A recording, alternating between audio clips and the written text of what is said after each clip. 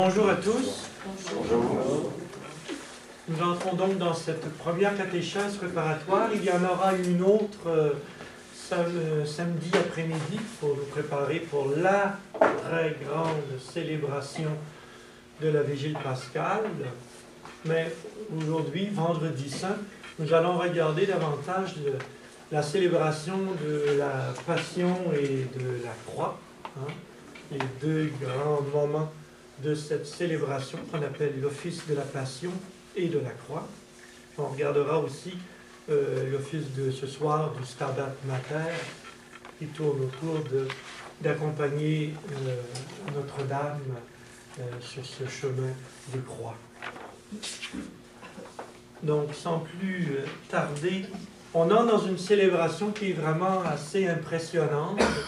Impressionnante par à la fois la très grande sobriété de la célébration, en même temps que l'importance de ce qu'on va y célébrer.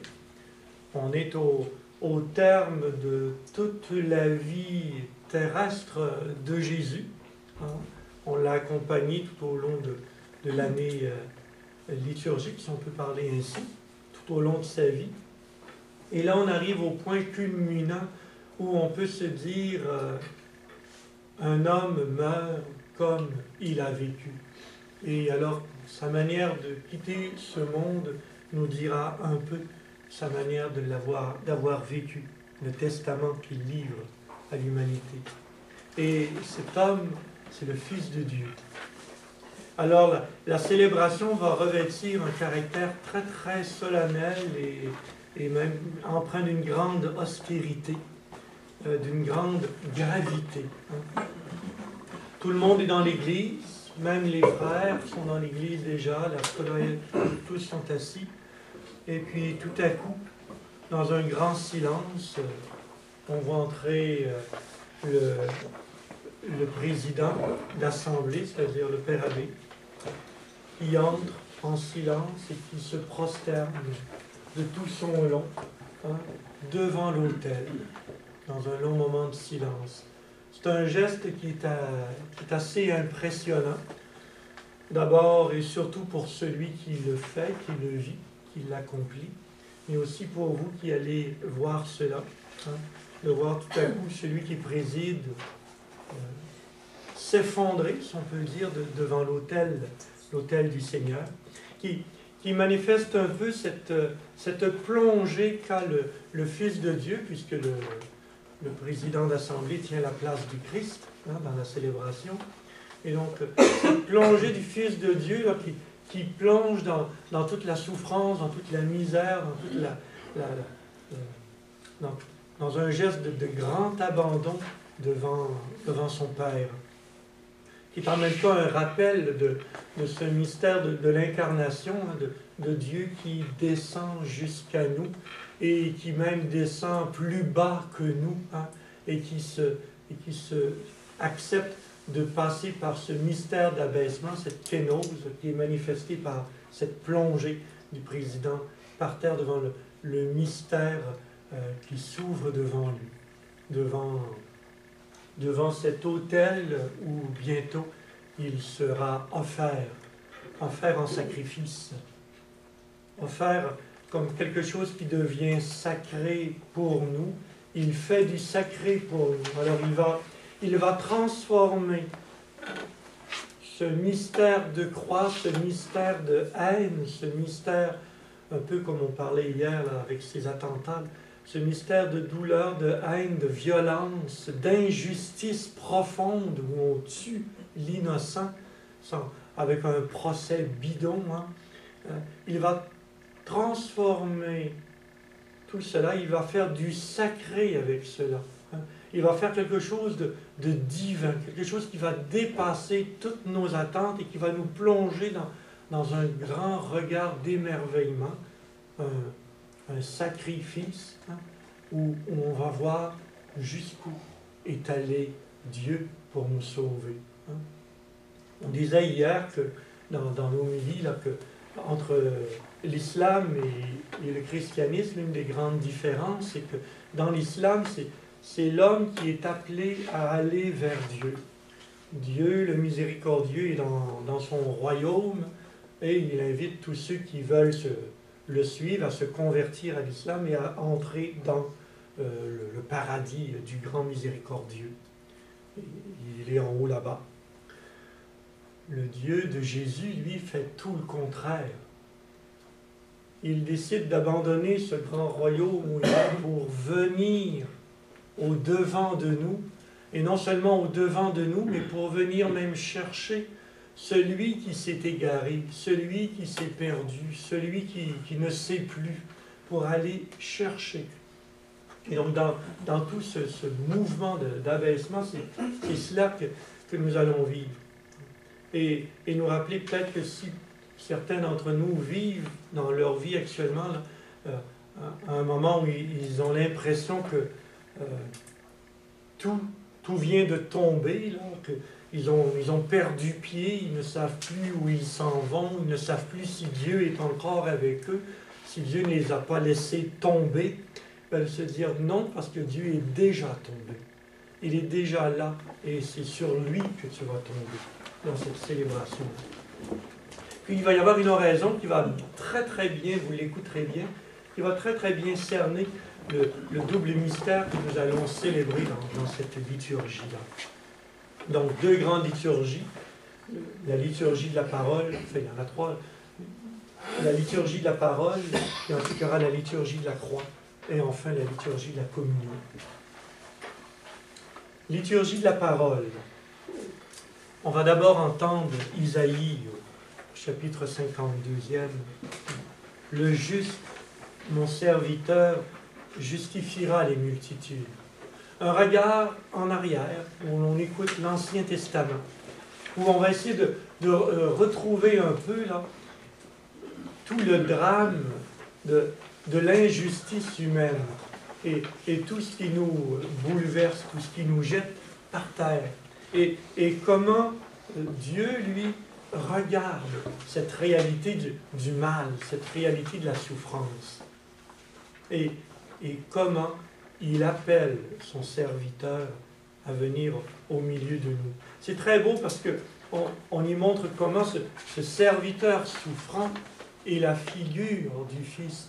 C'est très beau parce que déjà dans ce passé-là, hein, les prophètes intuitionnaient, sans être capables d'imaginer que le serviteur dont ils parlaient serait en fait plus que serviteur, il serait le Fils même de Dieu qui se fait serviteur pour nous, qui se fait esclave pour nous. Puis la réponse, hein, la réponse à cette prophétie qui nous est donnée, hein, avec le psaume responsorial. Ô Père, dans tes mains, je remets mon esprit. On y va? Ô Père, dans tes mains, je remets mon esprit. Un quatrième mode, le quatrième mode, c'est le mode mystique, c'est le mode qui nous fait entrer dans les profondeurs de l'être. C'est presque un mode qui vient chercher nos entrailles, là, langoureux, plaintif même, souffrant à la limite, hein, pour aller chercher tout ce qu'il y a de plus profond dans le cœur de l'homme. Évidemment, il ne faut pas s'écraser sur cette souffrance-là, alors il faut garder un beau rythme. Hein. Ô Père, dans tes mains, je remets mon esprit.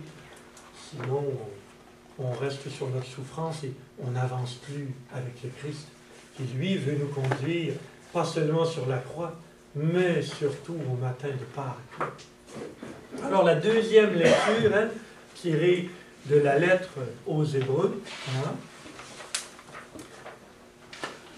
qui, elle, va nous rappeler un peu le véritable sens des souffrances du Christ.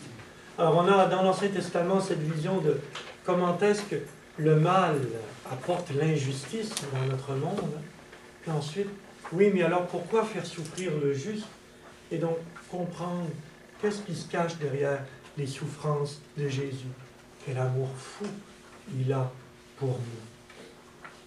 Puis, le cœur déjà bien disposé, on va chanter le Christus factus est. Hein?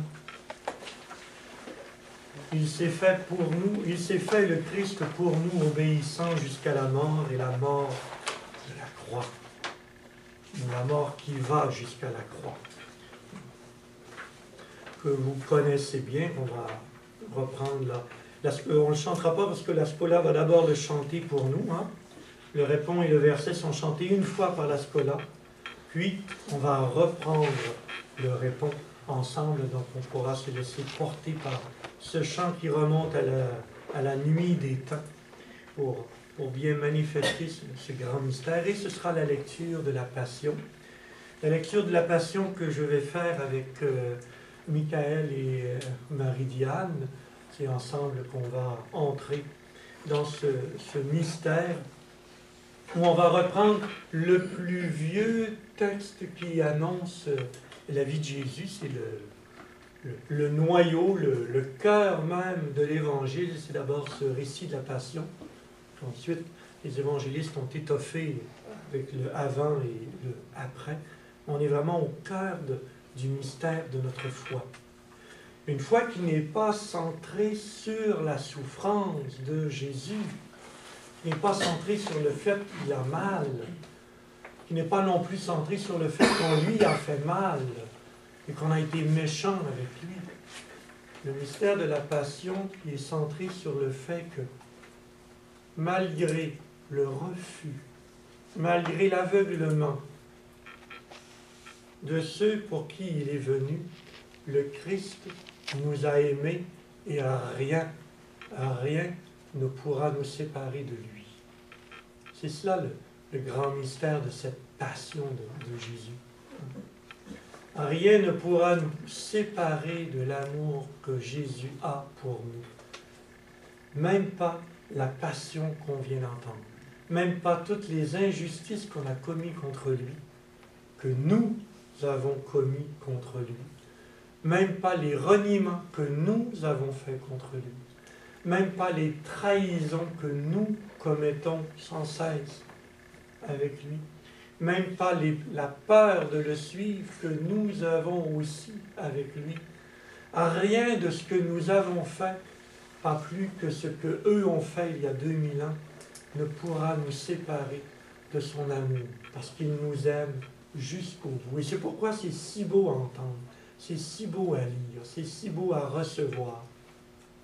Parce qu'on peut se dire que si nous suivons le chemin de Jésus, si nous acceptons de marcher avec lui, eh bien, il va nous apprendre, il va nous soutenir, il va nous aider, il va nous guider pour aimer comme lui, pour aimer à sa manière à lui. Et on va trouver en lui cette force de passer par-dessus toutes les trahisons qu'on pourrait nous faire, tous les reniements qu'on pourrait nous faire, toutes les souffrances, toutes les misères qu'on pourrait nous faire endurer, parce qu'avec lui, on va vouloir demeurer libre, libre d'aimer, sans jamais se faire arrêter, ni par le mal, ni par l'injustice, ni par la misère. Et c'est pour ça qu'on a besoin à chaque année de se faire rappeler ce chemin que Jésus nous a montré. Pas de nous dire, il faut que vous appreniez à souffrir. Non, il faut que vous appreniez à aimer, pour que même la souffrance ne vous empêche pas d'être libre, ne vous empêche pas de vivre le mystère d'amour de notre Dieu, ne vous empêche pas de goûter la présence de Dieu au plus intime de votre être, parce qu'il est là, en vous, et il veut vivre cette vie, il veut vivre cet amour. Et c'est pour ça qu'on prend le temps de l'écouter, qu'on prend le temps de la célébrer, cette passion, qu'on prend le temps de l'écouter. On va prendre d'ailleurs un temps de silence après pour mieux se laisser porter par ce mystère. Donc vous comprenez bien que le vendredi saint, c'est un regard souffrant, oui, mais en même temps déjà émerveillé, déjà porté par l'émerveillement de se dire « Waouh !» Ça veut dire que si je continue à le suivre, malgré toutes les conneries que j'ai faites, malgré toute la tiédeur qui est en moi, malgré toutes mes lenteurs, comme les disciples, comme les Juifs, comme les Romains. Hein. Malgré tout ça, si je continue à le suivre, moi aussi, je passerai. Moi aussi, je vivrai. Moi aussi, je pourrai continuer à être en Dieu, c'est-à-dire être dans le bonheur, dans la béatitude, avec lui. Parce que son amour sera plus fort que toutes mes morts, que toutes mes tentatives de mort, sur moi-même ou sur les autres, dans notre relation. Donc, voilà le premier grand mouvement là, de cette liturgie, liturgie de la parole centrée sur ce mystère du Verbe qui n'a eu qu'un mot, je t'aime. Et là, on entre dans les grandes intercessions. Hein? Alors, une fois qu'on a pris conscience de ce grand mystère d'amour, vous imaginez bien qu'il y a plein de choses qui montent en nous. On dit, oh mon Dieu! Hein? Moi qui ai été si dur avec Daniel, hein? Moi qui ai été si dur avec Martin, ou si dur... Moi qui a renié, moi qui a trahi, moi qui a abandonné, moi qui a fui, moi qui a eu peur. Moi qui étais dur envers mon Église, moi qui étais dur envers l'humanité, moi qui a porté des jugements envers ceux qui sont censés régler les conflits du monde. Peut-être qu'il faut que je me mette à prier, en communion avec l'Église. Et là, on va avoir une série de longues intercessions, là, où on va prendre le temps de repasser tous les grands besoins de l'humanité, de toute l'Église, de tout le monde, de tous ceux qui croient, de tous ceux qui ne croient pas, de tous ceux qui passent par la croix.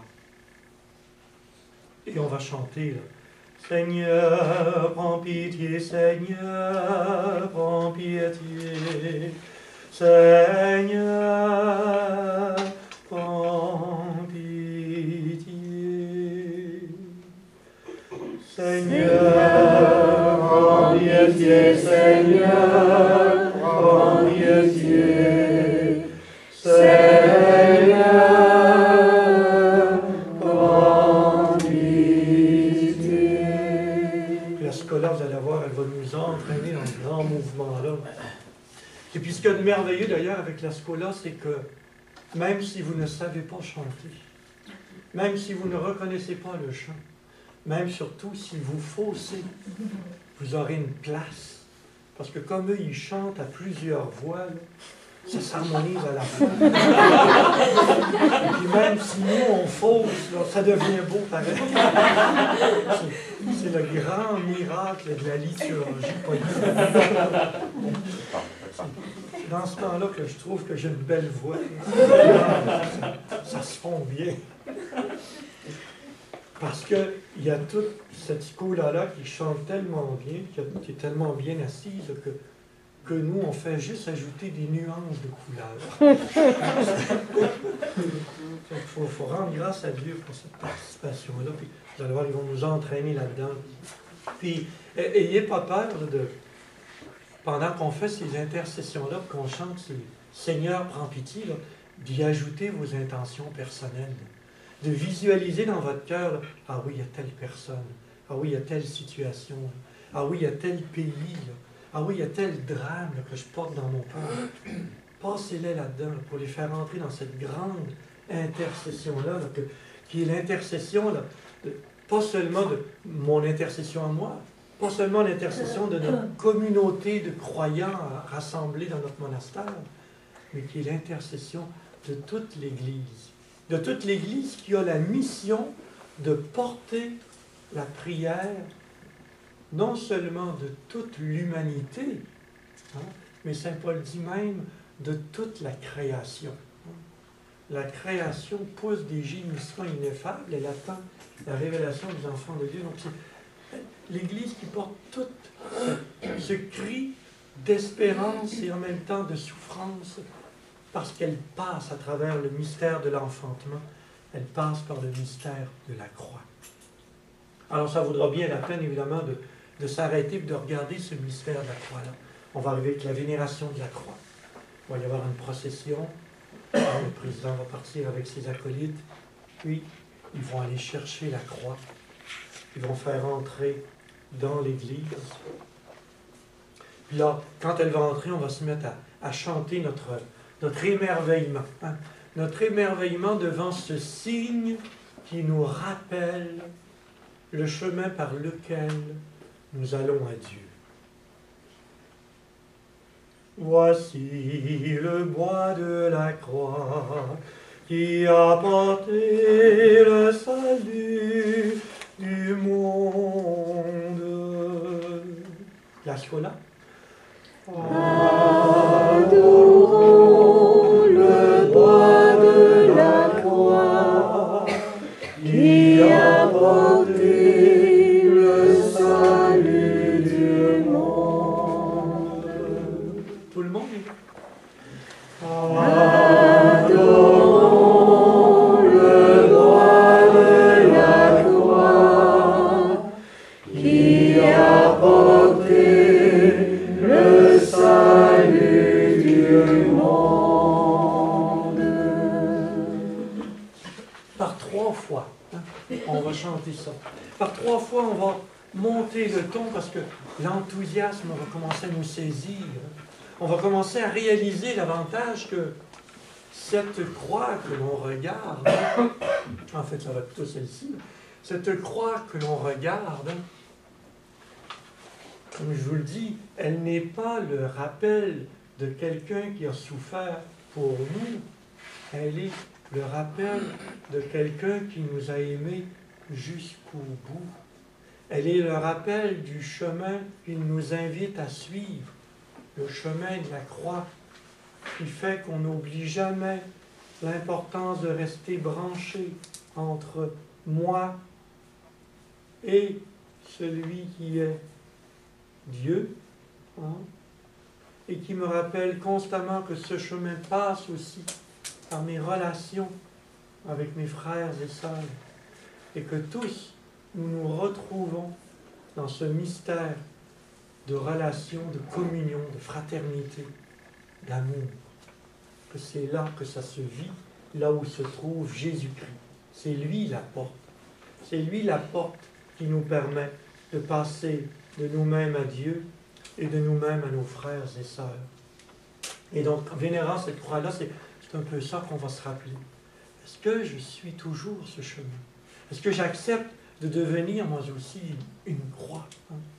Une croix pour les autres, c'est-à-dire un lieu d'intercession, hein, une intersection, un carrefour où on se retrouve unis par l'amour de Jésus, par Jésus qui nous tire à lui, par Jésus qui nous montre le chemin, par Jésus qui nous apprend à trouver en lui la force d'aimer jusqu'au bout.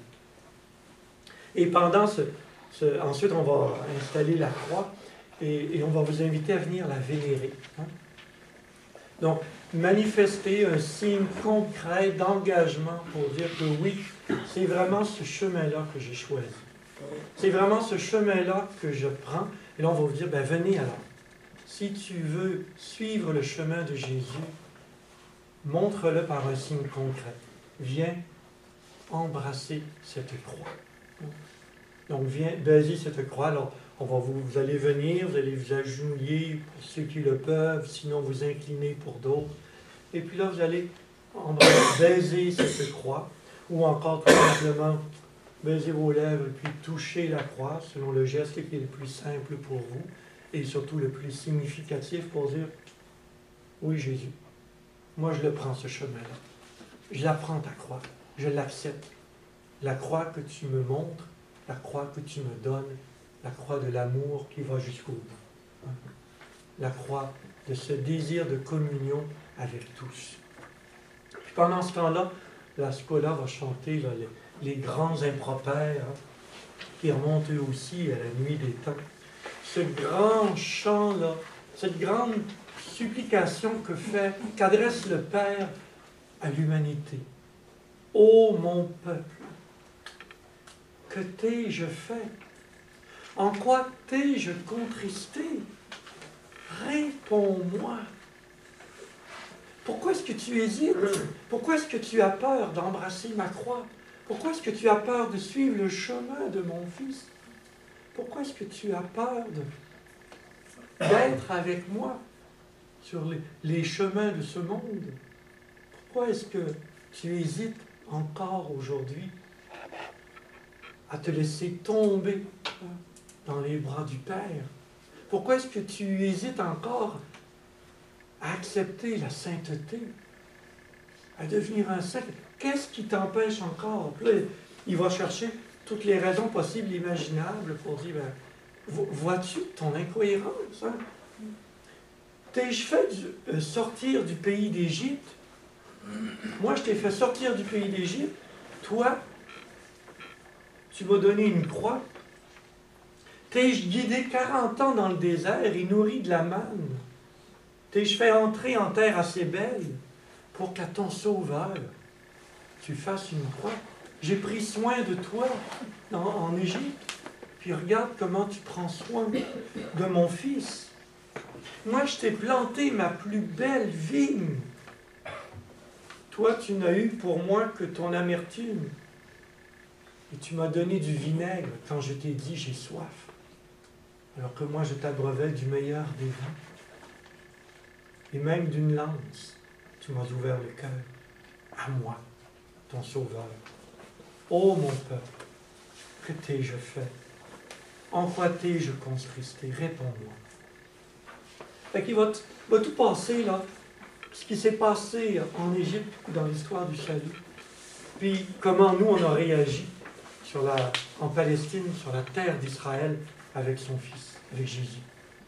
Et on va mettre ça dans la bouche de Jésus en disant, regarde, moi Jésus, j'ai fait ça pour toi, et toi, regarde ce que tu as fait pour moi. Une occasion pour nous demander, chacun pour soi, hein, qu'est-ce que Jésus a fait pour moi? Et comment moi je lui ai répondu? Pas pour nous culpabiliser, pas pour nous écraser, non, simplement pour nous dire, tu ne te serais pas par hasard trompé de chemin. Tu ne serais pas par hasard en train de prendre une fausse route, une mauvaise route. Tu pensais me suivre, mais moi c'est sur un autre chemin que je vais te conduire. Le chemin de la croix qui s'appelle amour. Et là, on va avoir un moment de prise de conscience que, oui, la victoire de la croix. Oui, Jésus, on a compris pourquoi tu as souffert sur cette croix. Pourquoi tu nous as aimés jusqu'au bout. Et ce sera l'acclamation de la croix, que vous connaissez bien. Là. Victoire, tu régneras.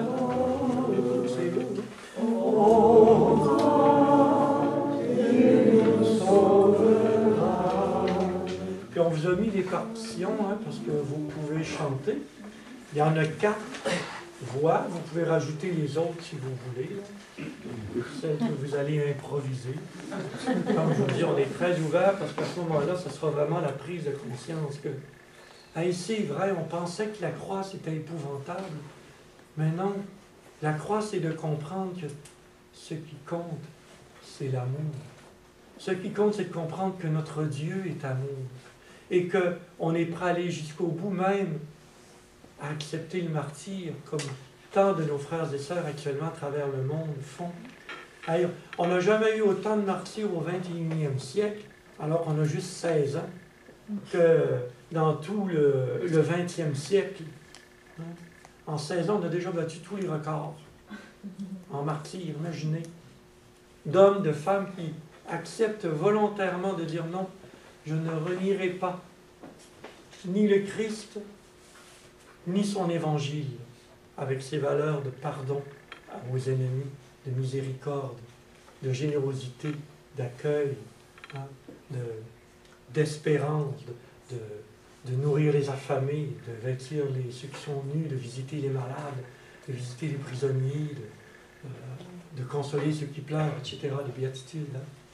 On n'en a jamais eu autant qui ont été jusqu'au bout à donner leur vie pour ça.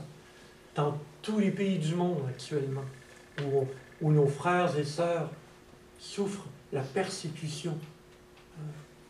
Et ça montre comment est-ce que notre Église est puissante aujourd'hui, comment est-ce qu'elle vit l'Évangile, comment est-ce que le message de nos derniers papes ont touché le cœur des croyants et leur ont donné le goût de vivre leur foi jusqu'au bout. Et c'est pourquoi les chrétiens dérangent aujourd'hui. C'est une joie pour nous. Et ça vaut donc la peine de la chanter, cette joie-là, devant la croix.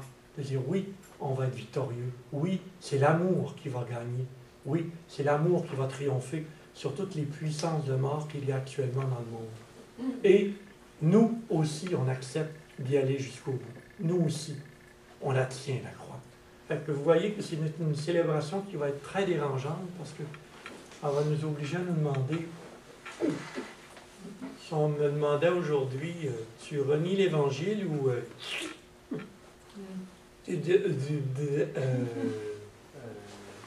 voulez-vous revenir dans un an? Je vais y réfléchir. Est-ce qu'on dirait, non, il n'y a pas question que je renie le Christ.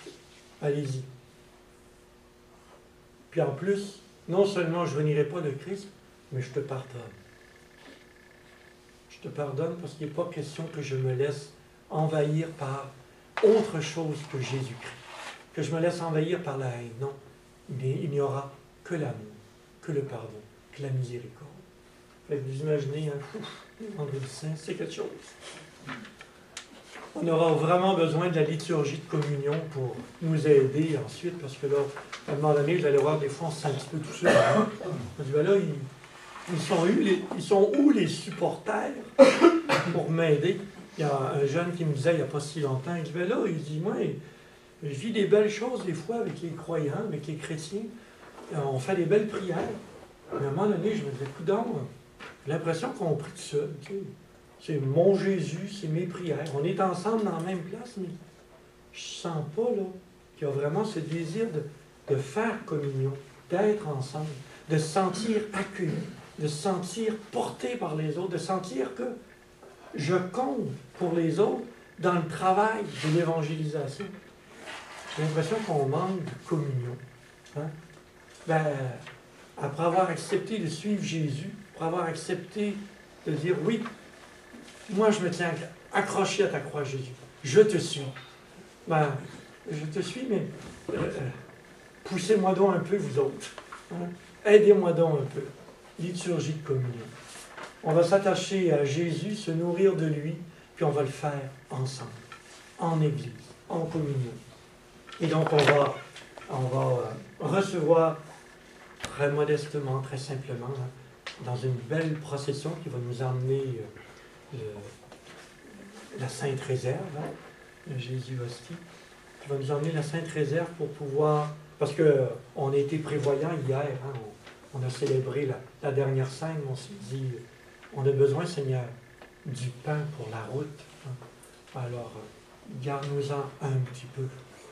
Et donc, on va aller chercher cette réserve-là pour nous aider à continuer la route ensemble, pour nous fortifier, parce qu'on aura bien besoin d'être fortifiés par lui pour continuer notre témoignage. Puis là, notre témoignage, c'est on rêvons ensemble de martyrs, puis de se faire zigouiller, mais peut-être qu'on pourrait commencer aujourd'hui juste par retrouver le sourire, hein? Retrouver la lumière dans nos yeux parce que l'espérance commence à revenir, hein? Retrouver l'émerveillement de dire « il m'a quand même pardonné ». Puis pas regarder qu'est-ce qu'il nous a pardonné, le regarder lui, parce que lui, il a déjà oublié nos péchés pour pouvoir nous aimer, puis nous dire « ben là, relève-toi, là, arrête de broyer, puis viens-t'en. On a des frères, des sœurs qui nous attendent, qui ont besoin de l'annonce de l'Évangile. » Donc, se remettre derrière lui pour marcher avec lui, aller communier et se laisser nourrir par sa parole, se laisser nourrir par sa présence. Et ça sera notre célébration de l'office, de la passion et de la croix du Seigneur. Ça nous amène à la célébration du vendredi soir. Parce qu'après, il va rester un petit peu de temps. Vous essayerez de faire silence en sortant de l'église pour ne pas parler dans le corridor, là, derrière l'église. Allez plutôt dans la hall d'entrée. Sinon, descendez au sous-sol si vous voulez parler. Pour que dans l'église, il reste ce climat de silence pour ceux qui voudraient poursuivre un temps de vénération de la croix. Parce que la croix va être là, devant nous. Donc, pour ceux qui voudraient continuer à se laisser porter par ce mystère-là, donc on essaiera de ne pas faire de bruit dans le corridor pour que les gens qui sont dans l'église puissent poursuivre leur prière. D'accord? Le soir, on va se retrouver à 7h30 dans l'église. Tout le monde va être encore assis, on va être dans la pénombre. Hein. Puis là, il va y avoir une belle lecture, un texte assez impressionnant. Hein. On va entendre... C'est quel texte qu'on aura, Père Jacques? Elle était debout. Elle était debout. Donc, on va entendre une belle méditation que Père Jacques avait écrite, inspirée de Claudel, c'est ça? Donc, le Père Jacques avait écrite qui nous aide à mieux comprendre, Notre-Dame. Hein? Parce que c'est beau Jésus, là, hein? Il a vécu des choses extraordinaires, mais il n'était pas tout seul, justement. Hein? Il y en a d'autres qui étaient derrière lui, et notamment sa mère. Hein? Sa mère qui, elle aussi, vit avec lui cette passion-là, vit avec lui ce mystère d'amour-là. Et le regard va se tourner vers elle, du moins dans la première partie de la célébration. On va aller voir Marie puis réfléchir avec elle. Hey, qu'est-ce que tu as vécu, toi, là, aujourd'hui, dans cette passion-là? Dans cette manière dont on a traité ton fils qui était si plein de bonté, si plein d'amour, si plein de dons de soi, si plein de service. Comment est-ce que nous, on a répondu à ça? Fait qu'on va essayer d'aller entrer dans son mystère, dans son cœur. Puis, on va chanter un chant pour entrer essayer de la consoler. Hein? Elle est debout près de la croix, adorant son Dieu qui meurt, son seul enfant, son seul Seigneur, dans un océan de douleur. Vous pourrez reprendre les mots là, pour vous laisser imprégner par ça, vous laisser nourrir par ça. Et une fois vécu ce moment de compassion avec Notre-Dame, Notre-Dame se retourner vers la croix. On va avoir un texte qui va nous ramener là-dessus. Et pourtant, il y a là la croix. On va reprendre les litanies de la Sainte Croix, hein, pour essayer à nouveau d'approfondir ce mystère de cette croix-là. Vous verrez le texte, vous pouvez les lire, les approfondir. Puis on va reprendre le refrain qu'on avait chanté, là. Seigneur, prends pitié, Seigneur, prends pitié, Seigneur, prends pitié. On va reprendre à nouveau cette supplication-là. Cette supplication parce que, dans le fond, on voudrait bien être plein d'espérance, puis plein de vie, puis plein de lumière. Mais, mon Dieu, que c'est difficile de s'arracher à nos ténèbres, à nos misères, à nos souffrances. Alors, on va le supplier encore. Puis, tout à coup, la lumière va se faire à nouveau grâce à une oraison qui va nous sortir de cette souffrance-là, nous ramener à la victoire de la croix, la victoire de l'amour, avec une belle hymne qui va être autour de ce « Victoire, tu régneras. Ô croix, tu nous sauveras. » Alors voilà un peu les célébrations qui nous attendent demain, aujourd'hui. Puis demain, et demain, une fois qu'on aura laissé qu'on sera resté dans cette consternation, hein, consternation de Dieu qui est mort pour nous. Une fois qu'on sera dans la consternation des disciples qui disent « Aïe, aïe, on avait mis toute notre espérance en lui, puis là, tout à coup, on a l'impression que tout s'effondre. » On commence à se demander « Oui, mais il est où Dieu? Qu'est-ce qu'il fait? Pourquoi qu'il nous laisse tomber comme ça? » On va entrer dans le grand mystère du Samedi Saint. Du Samedi Saint pour ceux qui, comme Marie, ont compris que l'amour serait le plus fort et qui, parce qu'elle a porté en elle l'Évangile, hein, sont déjà en train de vivre le mystère du pardon, le mystère de la compassion, et qui entrent dans un grand, grand silence en disant c'est le temps qu'il faut pour que l'amour porte fruit dans leur cœur. un grand retrait mystique, un grand retrait de prière contemplative, un grand silence toute la journée du samedi. On est dans l'attente parce qu'on sait que le fruit a été déposé en terre et on vit de l'espérance de le voir un jour jaillir. Mais quand? Puis il y aura les disciples, hein, les disciples qui, comme combien d'entre nous, hein, sont en révolte contre Dieu parce qu'il ne fait pas ce qu'il aurait dû faire, n'agit pas comme il aurait dû agir, ne nous dit pas ce qu'il aurait dû nous dire et nous laisse en plein mystère, en pleine incompréhension dans ce que lui a fait, mais dans ce qu'il fait aussi dans notre propre vie. Puis on se dit, mais t'es où, Seigneur? C'est beau les belles célébrations qu'on vit là, avec le Père Abbé, là. On tripe bien fort, là, mais moi, concrètement, là, dimanche, je vais retourner avec les mêmes problèmes, les mêmes misères, les mêmes souffrances, les mêmes dépendances. T'es où là-dedans? Et donc, le mystère du Samedi Saint, c'est pour toi aussi.